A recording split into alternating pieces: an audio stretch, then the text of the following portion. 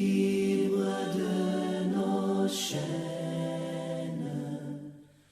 nous marchons vers toi. Ta main souveraine a fermé nos pas. Mesdames, Mesdemoiselles, Messieurs, chers frères et sœurs en Christ, nous vous disons shalom et que la paix de Dieu soit avec vous. Nous bénissons encore le Seigneur pour cette journée dominicale, lui qui vous a donné l'opportunité de répondre à notre rendez-vous de ce jour afin d'écouter la parole de Dieu. Nous bénissons le Seigneur pour sa disponibilité au milieu de son peuple. Car la Bible dit que là où 2 ou 3 sont réunis à cause de son nom, il est au milieu d'eux.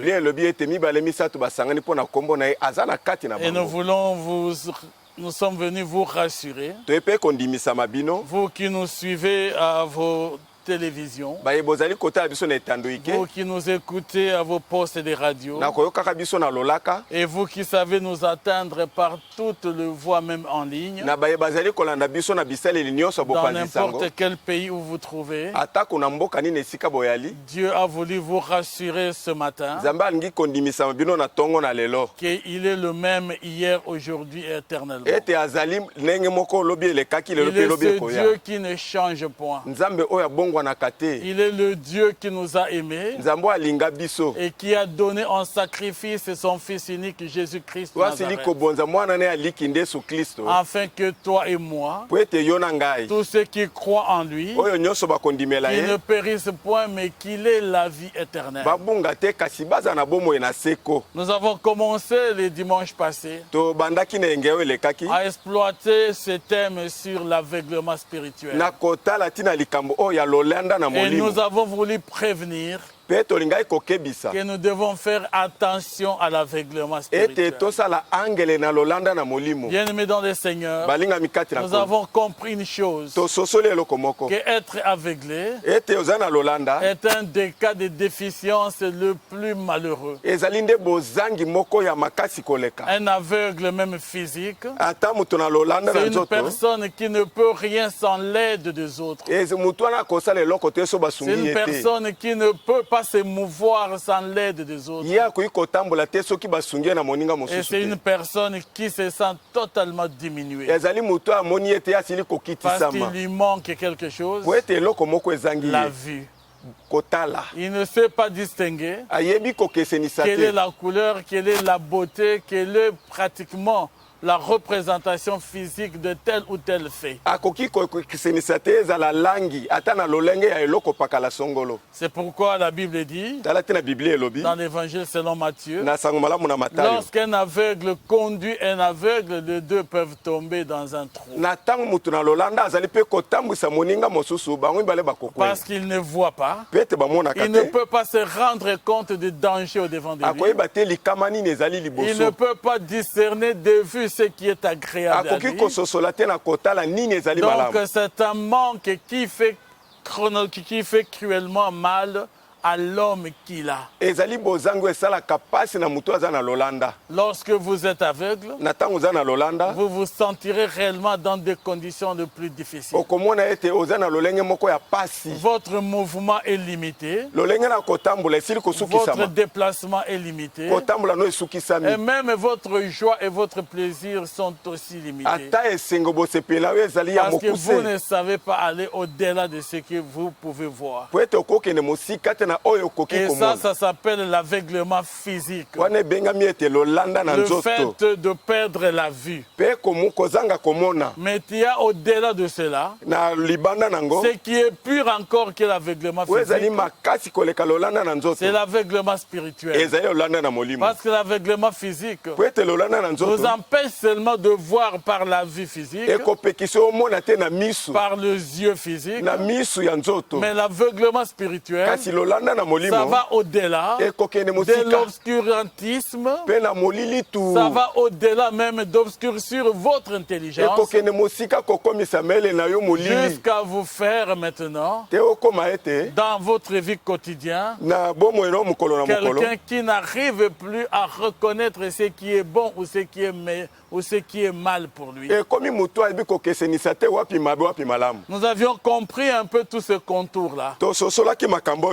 Voilà, nous avions fait attention à la parole de Dieu, qui est dans le texte de deuxième épître de Paul aux Corinthiens, au chapitre 4 et du verset 1er au verset 5.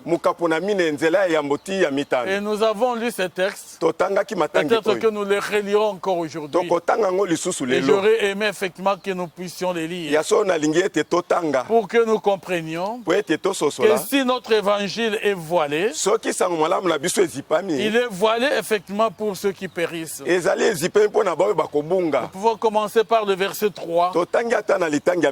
Si notre évangile est encore voilé, il est voilé pour ceux qui périssent. Ça signifie que ceux-là qui périssent, ceux-là qui sont appelés le fils de la perdition, ne peuvent pas discerner la profondeur de la parole de Dieu. Ne peuvent pas discerner réellement l'opportunité que donne la parole de Dieu. C'est pourquoi l'apôtre Paul disait aux Corinthiens que si notre évangile est voilé, si cet évangile ne peut pas être compréhensible, c'est à deux personnes qui sont appelées à la perdition. Voilà mon frère, ma soeur. C'est même un thermomètre, un test pour toi. Quel que soit le niveau où on te parle de la parole de Dieu, tu n'as même pas le temps d'essayer de te concentrer. Tu ne réserves même pas un peu de temps à cette parole de Dieu pour comprendre sa profondeur. Tu n'as même pas le courage d'ouvrir la parole de Dieu. À peine que tu prends la Bible et la minute d'après tu es dans le sommeil. Tu n'as même pas la force de méditer la parole de Dieu. À ce moment-là, pose-toi la question, si tu n'es pas parmi ceux qui doivent périr. Tu ne sais pas avoir le temps de lire la parole.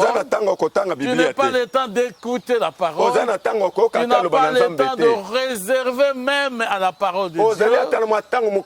Et qu'il y ait d'autres préalables, qu'il y ait d'autres pesanteurs qui te poussent à ne pas avoir l'occasion de lire cette parole.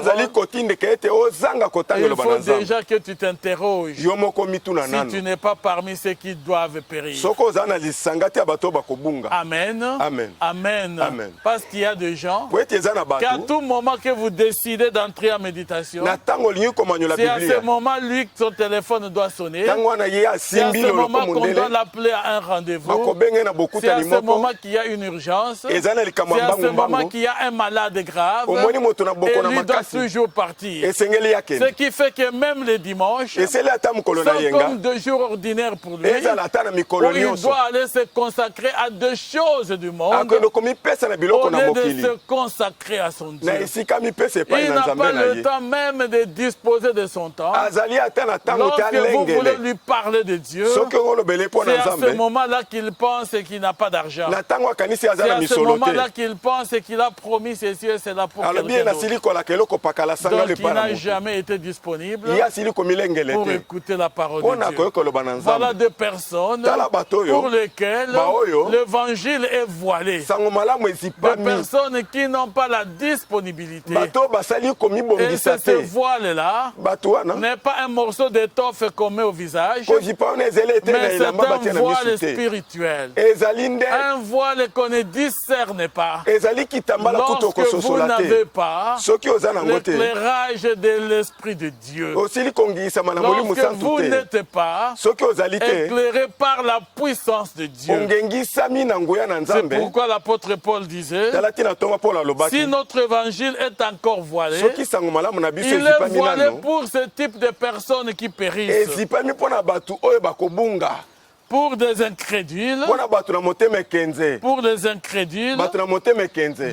Dieu de ce siècle a aveuglé l'intelligence. C'est pour des incrédules, les gens qui n'ont pas la reconnaissance de Dieu, les gens qui n'ont aucune connaissance de Dieu, et les gens qui ne réalisent pas que leur vie tout entière est un résultat de la bonté de Dieu. Que ce que tu l'es parce que Dieu est bon. Que ce que tu l'es parce que Dieu l'a voulu. Les gens qui ne comprennent pas que même ce qu'ils ont n'est que le fruit de la bénédiction de Dieu. Car la Bible dit, qu'as-tu que tu n'as pas reçu de Dieu? Bien, dans le Seigneur, ce que nous avons, c'est Dieu qui nous le donne. Car le souffle de vie, c'est Dieu qui nous le donne. Quand nous dormons comme des mourants. Nous ne savons même pas que si tu vas te réveiller. Si tu veilles à ne pas dormir, je vous rassure que demain après-demain, il y a de ceux qui vont tomber malades. Parce que le sommeil est une voie de réparation que Dieu a apportée pour la santé de l'homme. Voilà pourquoi le sommeil est aussi une bénédiction qui nous vient du Seigneur. Amen. Amen. Amen. Amen. Mais regarde bien aimé dans le Seigneur. Combien de fois tu te fous même de ton sommeil. Tu ne sais même pas en profiter ni bénir le Seigneur parce que tu as bien dormi. Combien de fois tu as adressé une prière de reconnaissance à Dieu même le matin pour lui dire merci pour le bon sommeil que tu m'as donné. Et pourtant la Bible nous dit que le Seigneur nous parle tantôt d'une manière, tantôt d'une autre. Par de songes, par de rêves et par des visions. Le songe et le rêve, nous ne pouvons les avoir que quand nous avons dormi. Et si vous n'avez pas dormi, combien de fois vous faites passer des opportunités où Dieu pouvait vous parler? Amen. Amen. Amen. Amen. C'est pourquoi, bien aimé dans le Seigneur, nos amis qui passent toute leur nuit dans des boîtes de nuit, qui passent toute leur nuit dans la sorcellerie, n'ont pas l'opportunité d'écouter la voix de Dieu. Ils sont parmi ceux-là qui périssent. Et pour eux, l'évangile de Dieu est voilé. Ils sont incapables de comprendre et de saisir la portée réelle de la parole de Dieu. Ce sont des incrédules qui sont aveuglés par le Dieu de ce siècle, qui sont aveuglés par Satan, qui sont aveuglés par le plaisir de ce monde, qui sont aveuglés par leurs sentiments. Parce que tout cela sont des sources d'aveuglement. Ce sont les causes d'aveuglement. Les hommes ne regardent que les apparences. Amen. Amen. Regardez bien, mesdames et seigneurs. Lorsqu'on vous dit de choisir quelqu'un, qu'est-ce que vous commencez par regarder? Même quand vous êtes jeune célibataire, vous devez vous marier. Le choix est visé sur quoi? Vous avez besoin de voir un bel homme qui a une telle taille, qui a tel teint, qui est en train de te fier sur le caractéristique de l'apparence extérieure, croyant qu'au travers de cela, il va trouver un beau mari. Ou un homme, ou un jeune homme, fait la même chose pour définir une femme qu'il va épouser. as besoin de regarder sa stature. Tu as besoin de regarder l'extérieur. Et cela peuvent aussi constituer les effets de l'aveuglement. Parce que ces statures-là ne traduisent pas ce qu'est réellement l'homme. Ce n'est pas la femme, ce n'est pas l'homme qui se traduit au travers de l'apparence extérieure.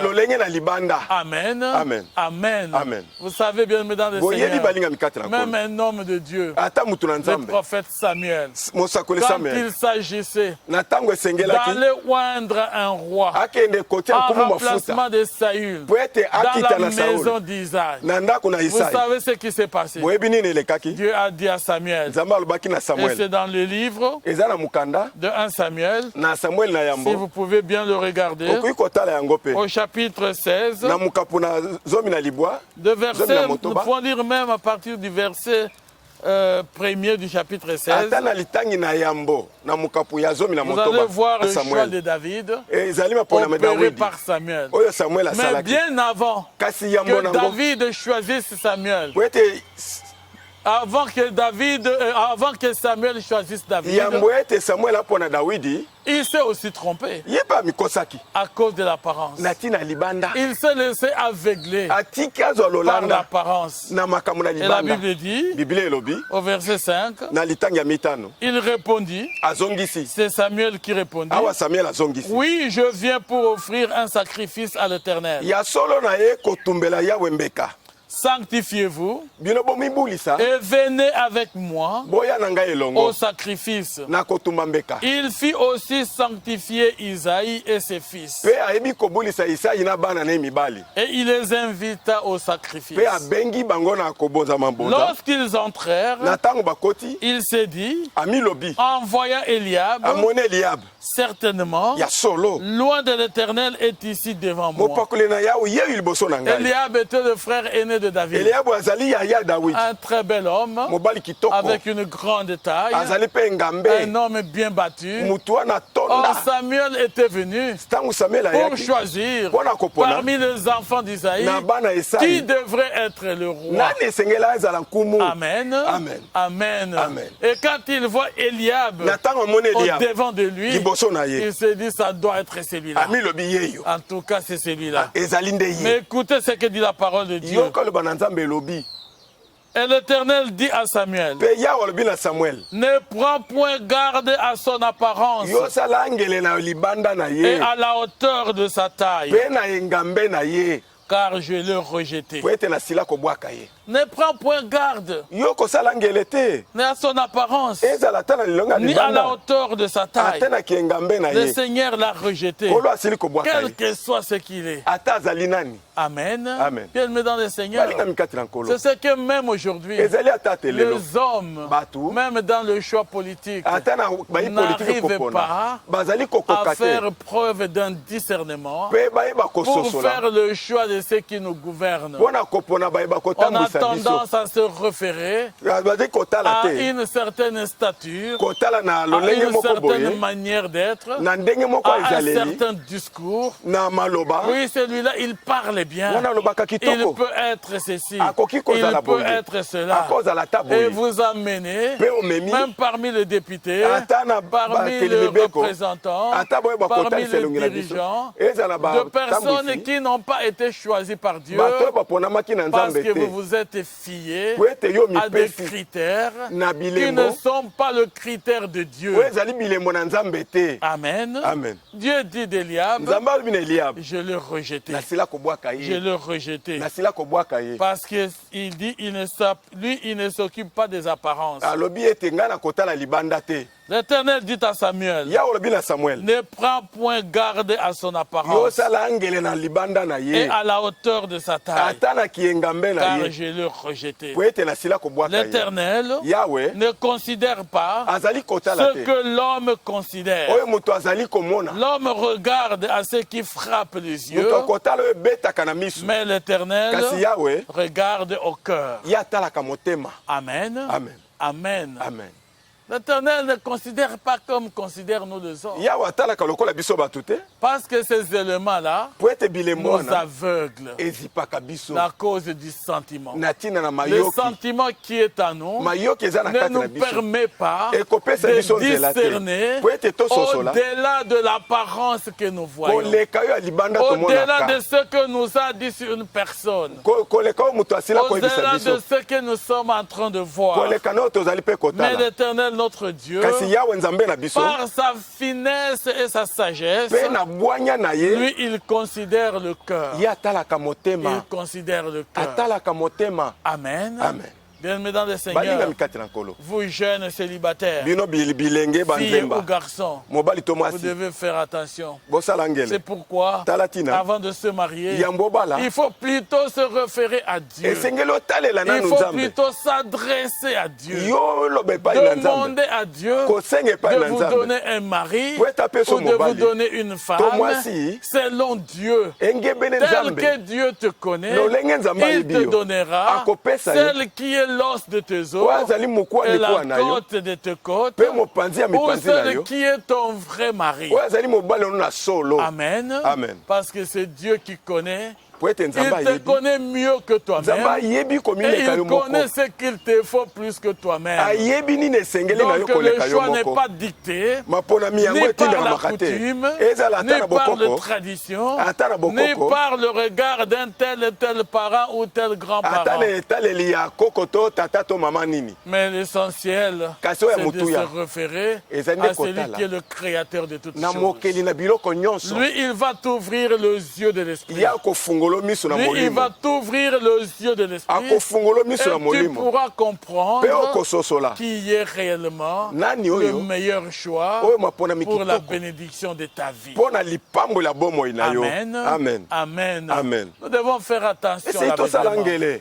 L'aveuglement spirituel est catastrophique parce que ça nous tue. Parce que l'aveuglement spirituel nous entraîne à la mort, au dépérissement.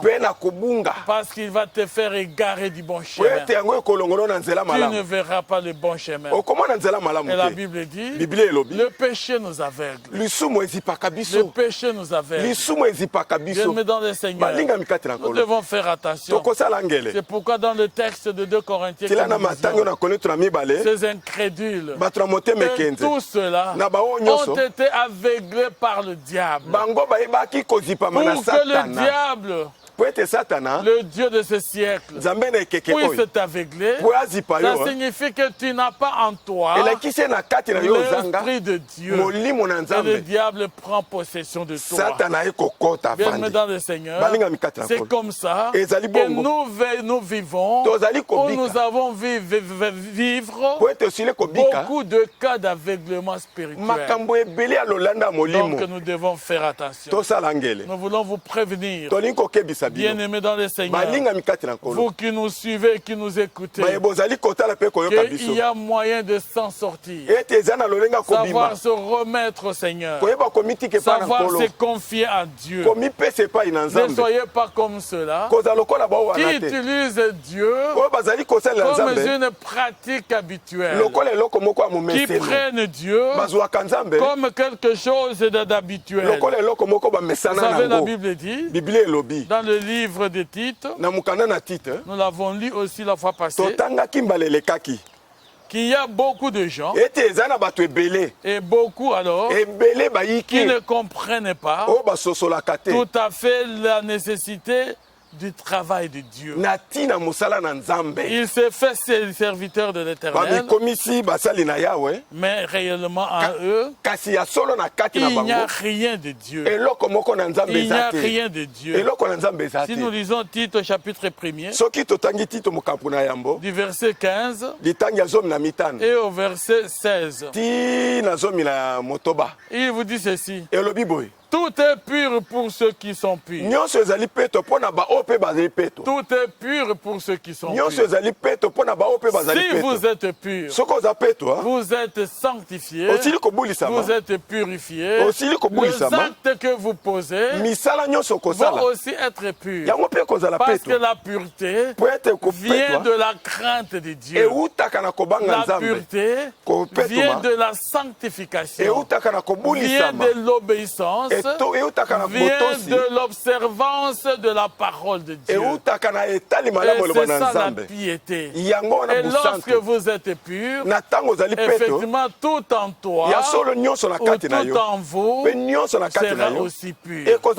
Lorsque vous êtes pur, tout en vous sera pur. Mais lorsque vous êtes impur, tout en vous aussi sera souillé. Lorsque vous êtes souillé et que vous êtes incrédule, tout ce que vous poserez comme acte sera aussi souillé. Amen. Amen. Amen. C'est comme ça qu'aujourd'hui, il y a des serviteurs de Dieu, des hommes de Dieu qui vous diront aisément, avec toute aisance, faites ce que je vous dis, mais ne faites pas ce que je fais. Amen. Amen.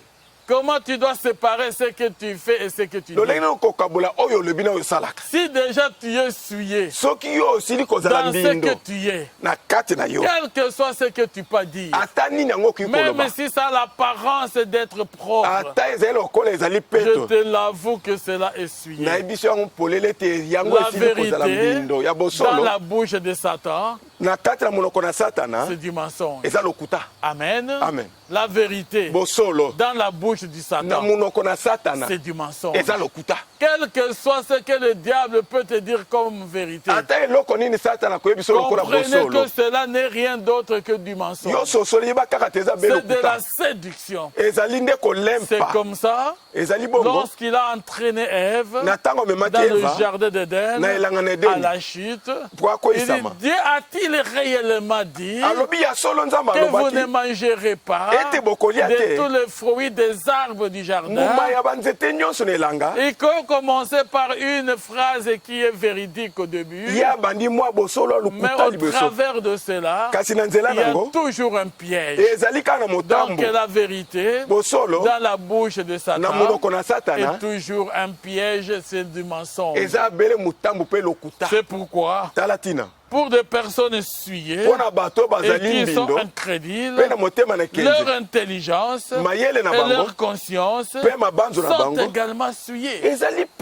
Tout ce qu'ils peuvent dire, quand tu es déjà souillé, quand tu es incrédule, même ton intelligence, même ta conscience, c'est de l'intelligence quelle sorte de bonnes paroles que nous pouvons avancer.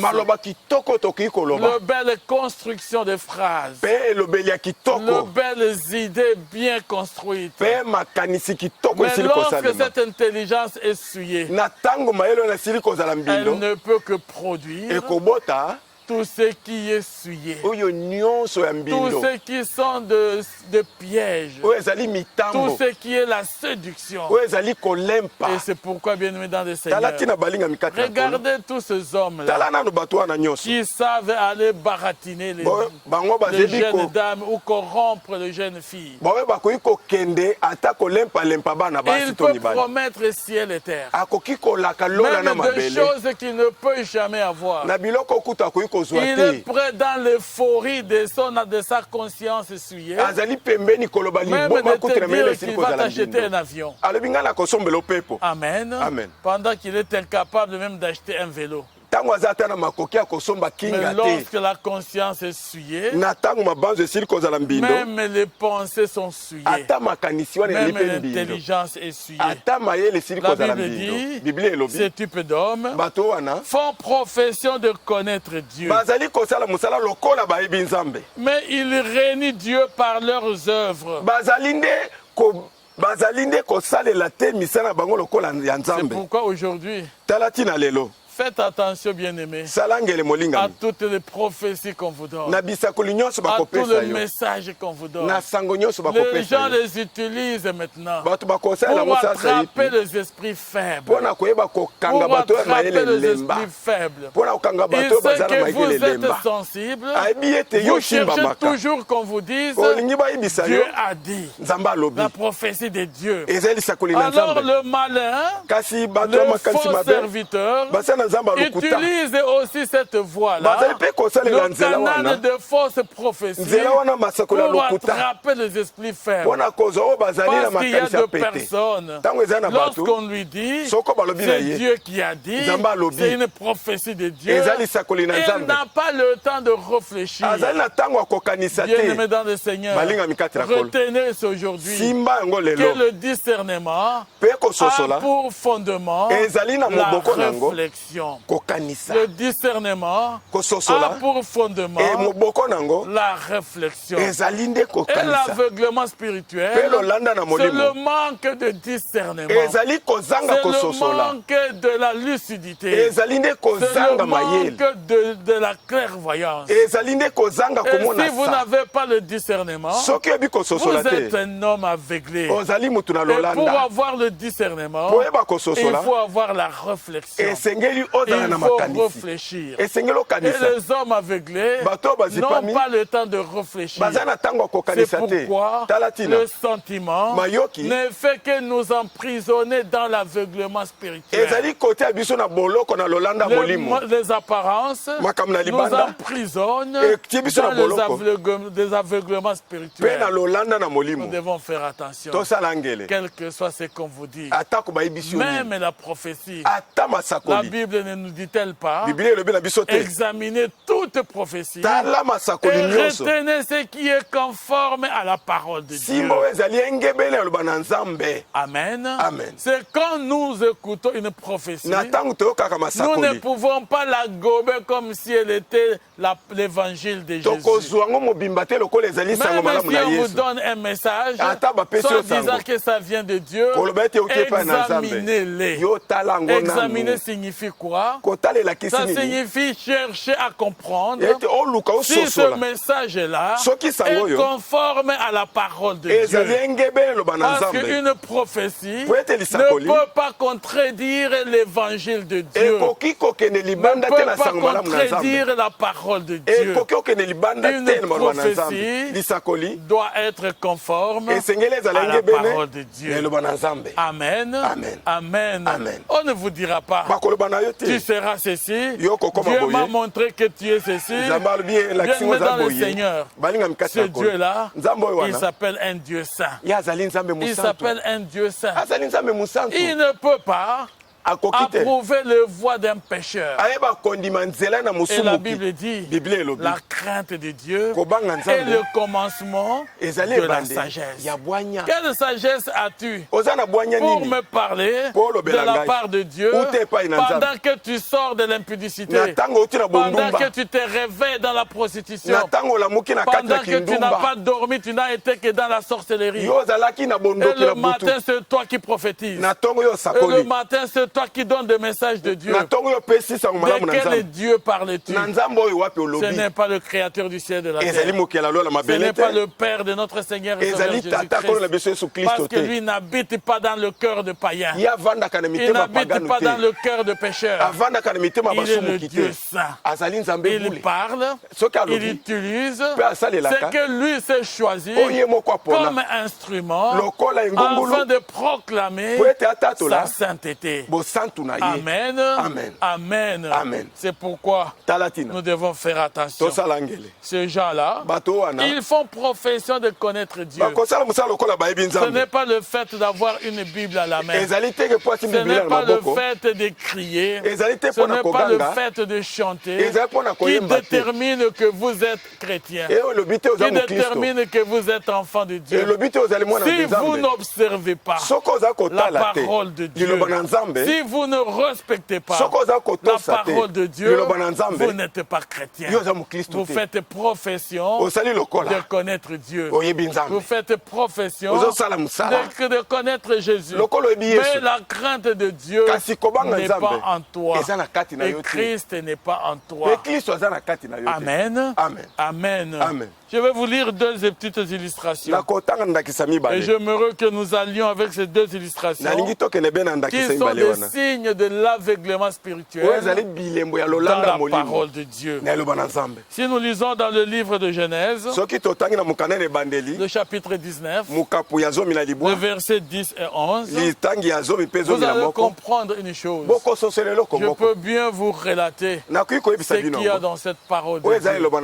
Genèse chapitre 19, le verset 10 à 11, c'est effectivement l'histoire lorsque les anges sont arrivés à Sodome et Gomorrhe et que les hommes de Sodome et Gomorrhe se battaient déjà pour pouvoir bousculer Lot qui était à la porte. Et les anges qui étaient entrés chez Lot étaient pourchassés, ils étaient eux-mêmes poursuivis par les gens de Sodome et Gomorrhe qui étaient déjà corrompus.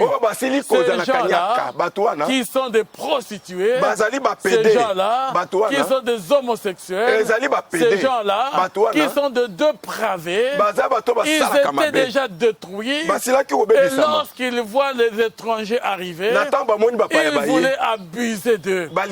Et c'est comme ça qu'ils sont allés à la maison de Lot et lui demandaient: laisse sortir pour nous ces hommes-là.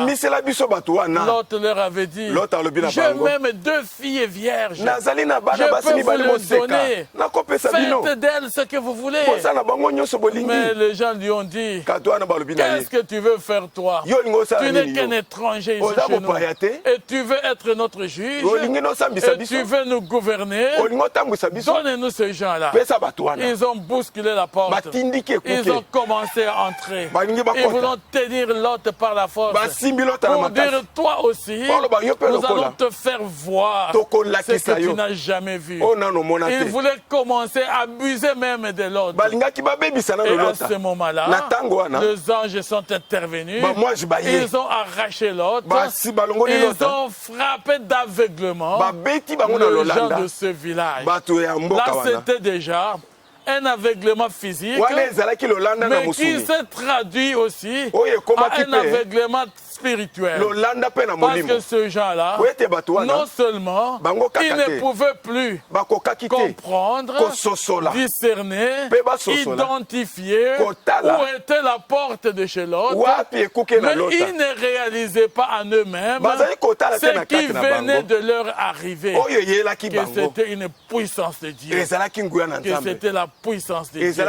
Ils auraient compris, ils se seraient à ce moment-là voués à demander pardon, voués à se eux-mêmes à se donner pour dire: ceci dépasse notre attendement. Bien-aimé dans le Seigneur, si tu as de l'intelligence, tout ce qui va au-delà de ton intelligence, pose-toi la question si là-dedans il n'y a pas une action de Dieu, il n'y a pas une main de Dieu. Amen. Amen. Amen. Ne soyons pas aveuglés par notre étourdissement, parce que nous ne voulons pas voir, parce que nous ne voulons pas connaître. Vous savez, il y a des gens qui évitent même d'écouter la parole de Dieu afin de ne pas chercher à se culpabiliser. Tu n'as pas besoin de te culpabiliser. Quand tu réalises le mal qui est en toi, répands-toi. Amen. Amen. Et non pas passer le temps à te culpabiliser, mais prends le temps de te repentir et cherche la face de Dieu dans ta vie. Et cherche la face de Dieu. Ces gens de Sodome et Gomorrhe ont été frappés d'aveuglement par les anges, afin de ne même pas retrouver où était la porte de l'autre. Ils ont voulu abuser, et même abuser les anges à cause de leur niveau de perdition. Donc la parole de Dieu était voilé pour eux. Était voilé pour eux. Parce que ce sont des gens de la perdition. Vous savez, bien aimé dans le Seigneur, il y avait eu auparavant tout un débat, une discussion dans l'intercession d'Abraham. Afin que Dieu ne dans l'intercession d'Abraham. Afin que Dieu ne détruise pas Sodome et Gomorrhe. Il dit même s'il y a 20 qui sont justes, Dieu lui dit je ne détruirai pas. Même s'il y a 15, je ne détruirai pas. Et il n'y en avait pas. Même 10, il n'y en avait pas. Voilà pourquoi Sodome et Gomorrhe a été détruit. C'était déjà un pays pourri. Mais que ne voyons-nous pas aujourd'hui? Même à Kinshasa. Quel est le niveau de l'homosexualité? Aujourd'hui, bien aimé dans le Seigneur, il y a des gens qui ne peuvent pas avoir du travail. Si tu n'acceptes pas de devenir pédé, si tu n'acceptes pas de devenir lesbienne, si tu n'acceptes pas de devenir homosexuel, si tu n'acceptes pas d'entrer dans le loge, dans la Rose-Croix, dans le francs-maçons. Aujourd'hui, ce sont des réseaux qui sont en train de se dessiner afin de bénéficier d'un tel ou tel avantage. Autant que les gens se donnent à des partis politiques, autant que les gens se livrent à des réseaux occultes. Mais Dieu n'est pas dans ça. Lorsque Dieu a envoyé Samuel afin de oindre un roi dans la maison d'Isaïe, c'était David. Il n'était pas de ceux-là qui avaient la grande taille, qui avaient la grande taille, qui avaient la belle forme, parce que ce frère aîné était même beaucoup plus géant que lui, beaucoup plus fort et grand que lui. Amen. Parce que Dieu ne se fie pas à l'apparence ni au sentiment. Dieu regarde le cœur. Amen. Amen. Amen. Amen. Les enfants de Dieu, nous avons la responsabilité de demander à Dieu de réfléchir, de discerner, afin de retrouver quelle est la volonté de Dieu. C'est pourquoi l'apôtre Paul nous dit encore dans l'épître de Paul aux Romains, au chapitre 12, et le verset 2, il dit clairement ceci: laissez-vous transformer par le renouvellement de votre intelligence. Laissez-vous transformer. Laissez vos cœurs être transformés par le renouvellement de votre intelligence pour que vous soyez capable. Lorsqu'une intelligence est renouvelée, vous pouvez être capable de discerner ce qui est bon, ce qui est agréable et ce qui est parfait. Amen. Amen. Mais dans ta vie, tu es difficile à discerner ce qui est bon. Tu es attiré par l'argent. La Bible dit l'argent est la racine de tout le mot. L'argent est la racine de tout le mot. L'argent c'est bon pour pouvoir nous servir. L'argent c'est bon pour pouvoir payer. Mais quand vous devenez esclave d'argent, l'argent vous aveuglera. L'argent limitera votre lucidité. Devant l'argent, les gens ne discernent plus. Les gens ne réfléchissent. C'est pourquoi il y a la corruption. C'est pourquoi il y a tout ce que nous pouvons appeler la corruption, mais il y a tout le mal qui vient au travers de cet argent.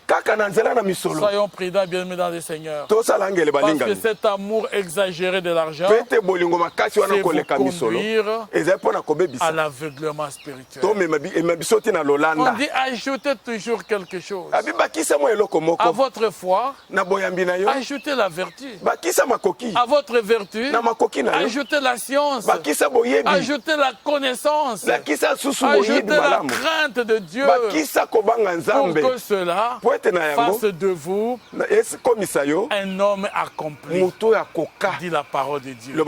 Un serviteur de Dieu doit être un homme accompli. C'est celui que la Bible qualifie bon pour toute bonne œuvre. Un homme accompli, un homme complet, capable de marcher dans la crainte de Dieu, capable d'être habité de la sagesse. Mais regarde ce que tu fais. Tes actes n'honorent pas Dieu. Tes actes ne te font pas honorer. Tes paroles très légères comme un homme de la rue. En quoi te respectes-tu? Tu n'as même pas le temps de réfléchir à ce que tu dis. C'est comme on appelle le logoré. Donc un homme qui parle sans arrêt.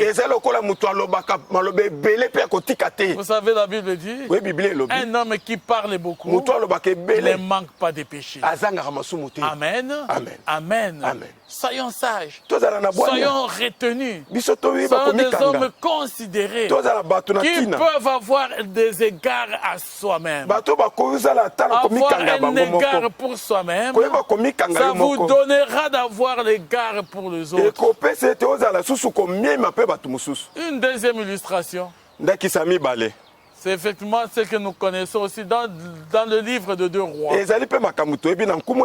Au chapitre 6, au verset 8 à 11. Vous connaissez bien que c'est l'histoire du prophète Élisée avec le Syrien, le roi de Syrie, qui voulait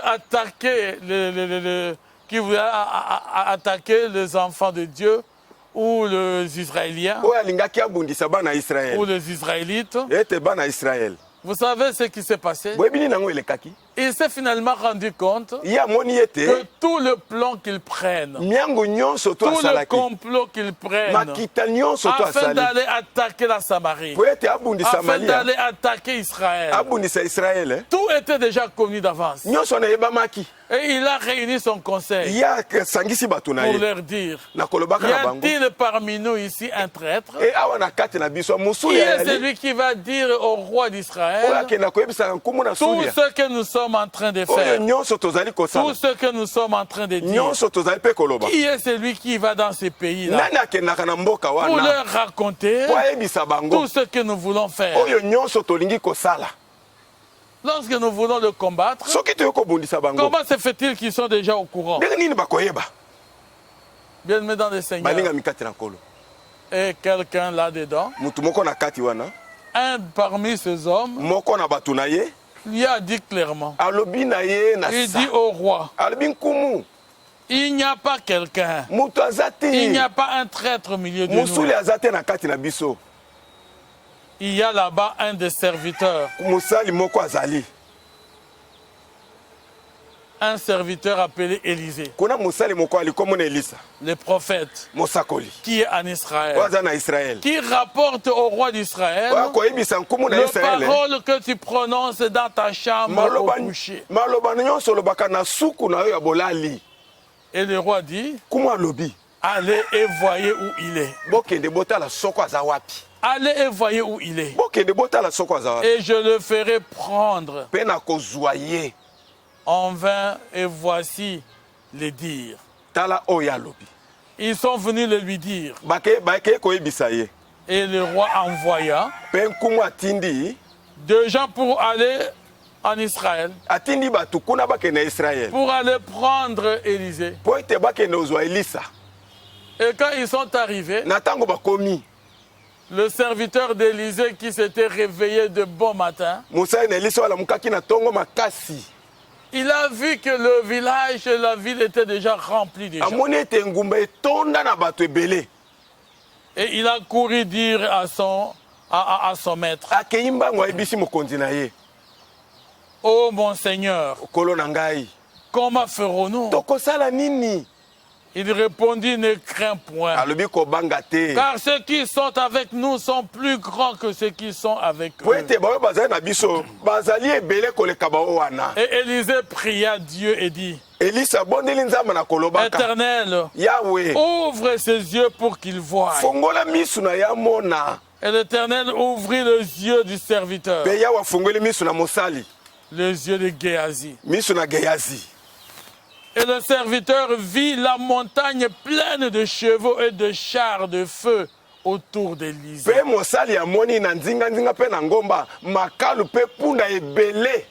Le Dieu qui peut nous livrer de l'aveuglement. Il est le Dieu qui peut nous ouvrir les yeux. Bien-aimés dans le Seigneur, lorsque les Syriens qui sont venus envahir tout le village du prophète Élisée, ils voulaient à tout prix le prendre. Son serviteur, le serviteur d'Élisée, a eu peur. Mais Élisée lui a dit, ne crains rien. Il a prié à Dieu d'ouvrir les yeux de son serviteur afin qu'il voie la protection que Dieu donne à ses serviteurs. Amen. Amen. Amen. Bien-aimé dans le Seigneur, toi qui as peur de dormir, toi qui as peur d'aller là ou ailleurs, et tu es serviteur de Dieu, tu as la crainte des hommes, tu as peur des sorciers, si tu es un enfant de Dieu, si tu crains le Seigneur, si Christ est en toi, tu n'as pas de raison d'avoir peur de ce qu'il y a dans ce monde. Parce que ceux qui sont avec nous sont plus nombreux et plus grands que ceux qui sont dans le monde. Ceux qui t'entourent, mon frère, ma soeur, sont plus forts que ceux qui sont dans le monde. Aucune armée de Satan ne peut combattre l'armée de Dieu qui nous entoure. C'est la joie d'être serviteur de Dieu. Je n'ai rien à craindre parce que Christ est en moi. Et si Christ est en moi, je suis plus que vainqueur en Jésus-Christ. J'ai le pouvoir en moi de vaincre toute la puissance du diable. Que ce soit Lucifer lui-même, que ce soit les démons, que ce soit les petits diables, que ce soit les occultistes, même le marabout, même le sorcier, même le magicien, ce sont des petits au devant de nous et nous ne pouvons que les écraser par le nom de Jésus-Christ. Par le nom de Jésus-Christ, nous pouvons le frapper d'aveuglement car nous en avons le pouvoir en Jésus-Christ. Si notre Dieu peut frapper d'aveuglement, c'est que nous aussi, nous pouvons le faire. Nous pouvons le faire au nom de Jésus-Christ. Amen. Amen. Amen. Élisée a demandé à l'Éternel d'ouvrir les yeux de son serviteur afin qu'il voie que ceux qui sont avec Élisée sont plus nombreux, plus grands, plus forts, avec de chars de feu que les soldats syriens. Amen. Amen. Et puis Élisée est sorti. Il est allé rencontrer le soldat syrien. Et il leur a dit, qu'est-ce que je peux faire pour vous? Et il dit, nous sommes venus voir. Nous sommes venus chercher Élisée. Nous sommes venus chercher Élisée. Et vous savez, Élisée les a pris. Il a demandé à l'Éternel de le frapper d'aveuglement. Au verset 18, la Bible dit ceci. Le Syrien descendit vers Élisée. Il adressa alors cette prière à l'Éternel. Daigne frapper d'aveuglement cette nation. Et l'Éternel le frappa d'aveuglement. Selon la parole d'Élisée. Amen. Amen. Amen. Amen. Élisée était un homme comme toi et moi. Élisée n'était pas un ange. Élisée n'était pas un ange. Élisée n'était n'était pas un extraterrestre. Élisée était un homme comme toi et moi. Mais il avait en lui la crainte de Dieu. Il avait en lui la crainte de l'Éternel. Il était habité par l'Esprit de Dieu. Il était habité par l'Esprit de Dieu. Et Élisée a seulement demandé à l'Éternel, oh Dieu, frappez-les d'aveuglement.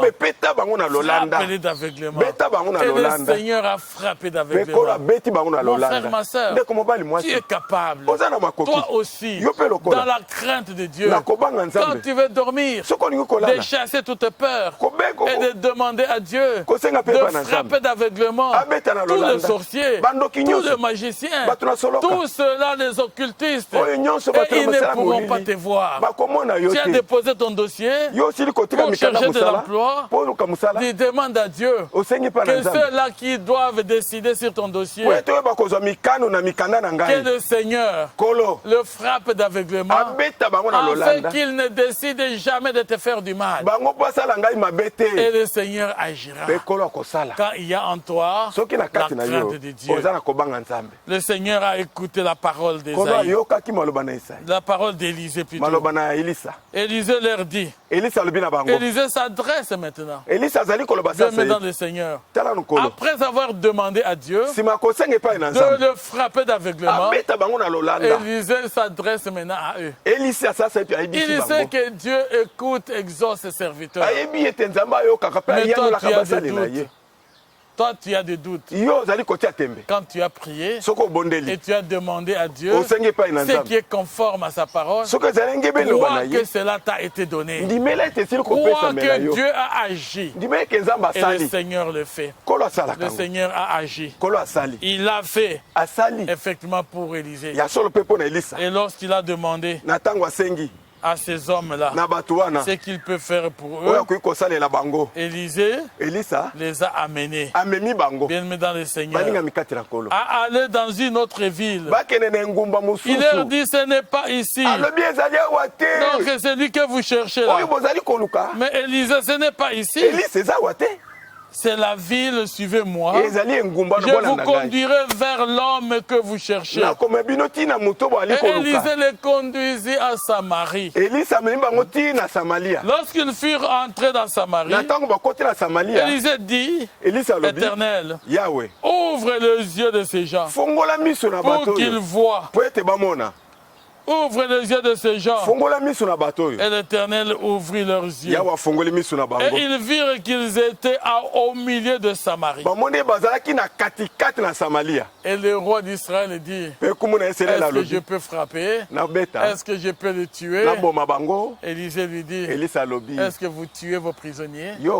Ceux-là que vous avez déjà pris comme prisonniers, donne-leur à manger. Donne-leur à boire. Les gens qui étaient venus pour prendre Élisée, pour pouvoir l'amener, afin que le roi de Syrie puisse le prendre. C'est Élisée qui dit, donnez-leur à manger. Mais dans le Seigneur, nous devons savoir tirer de leçons. Élisée qui était menacé, Élisée qui était poursuivi, mais son cœur n'a pas voulu faire de la vengeance. Il a demandé au roi d'Israël de faire de bien à ces gens-là. Les gens qui étaient venus pour pouvoir nous faire du mal, au lieu de leur faire du mal, il faut leur faire du bien. Amen. Si tu es serviteur de Dieu, si tu es enfant de Dieu, ce n'est pas toi qui as le langage, je vais me venger.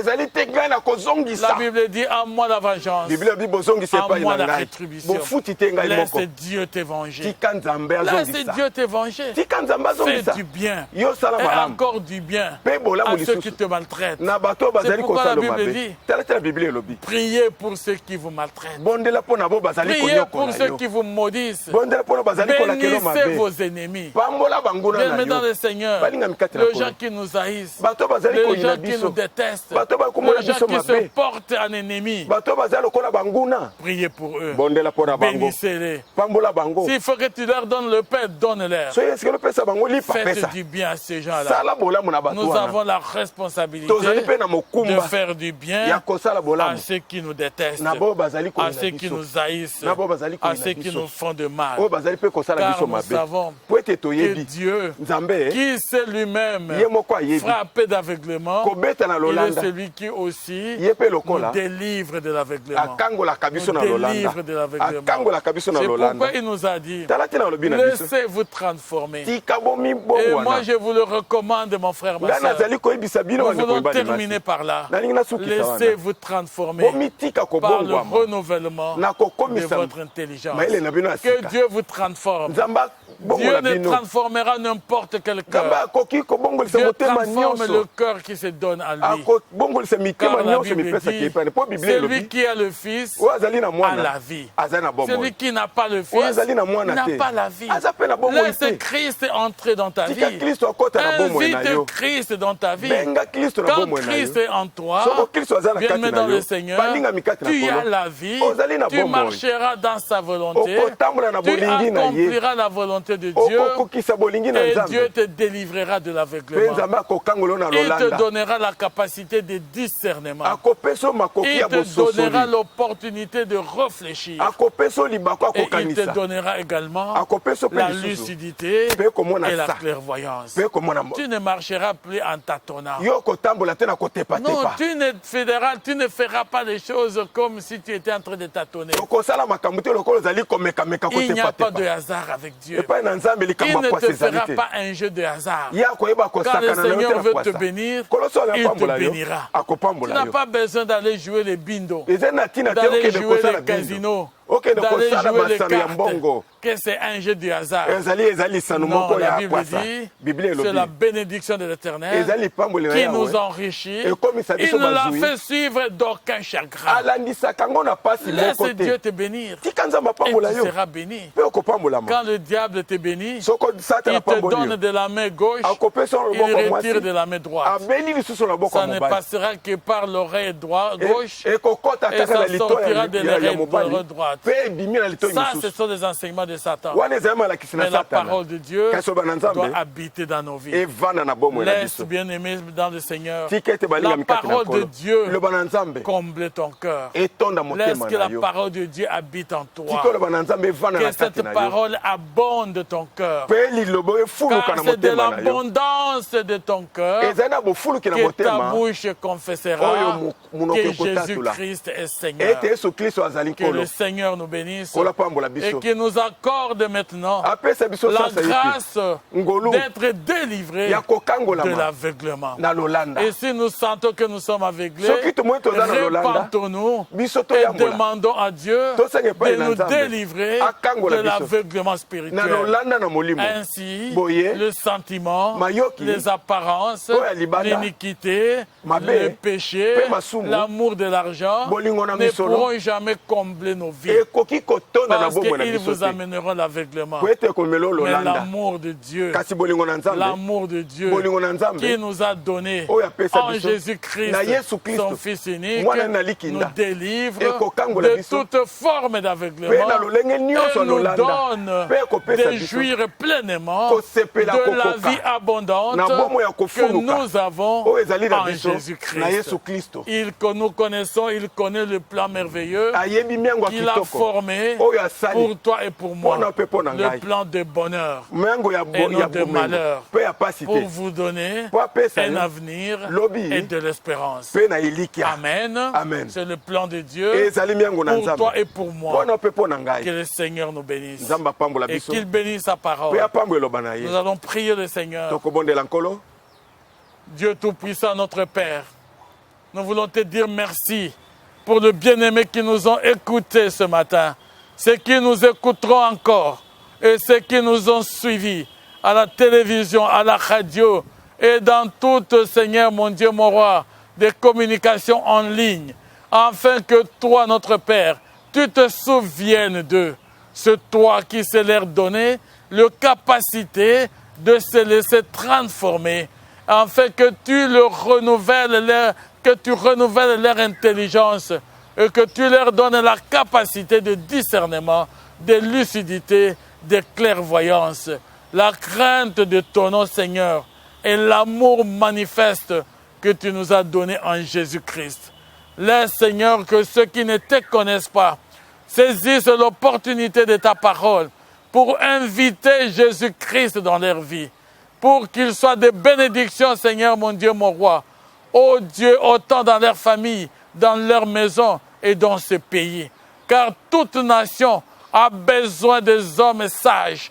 Toute nation a besoin des hommes élevés. Et qu'il n'y a que la parole de Dieu qui nous élève et qui nous apporte la crainte et la sagesse de l'Éternel pour être des bénédictions pour notre pays, pour notre nation, pour nos familles et pour nos vies.